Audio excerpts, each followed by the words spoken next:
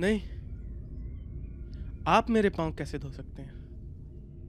बल्कि मुझे आपके पाँव धोने चाहिए। अगर मैं ये ना करूं तो तू मेरे साथ शरीक नहीं। तो फिर मेरा सारा बदन प्यारे यीशु। जो नहा चुका उसे पाँव के सिवा और कुछ धोने की हाजत नहीं, बल्कि सरासर पाक है। तुम पाक हो लेकिन सबके सब नहीं।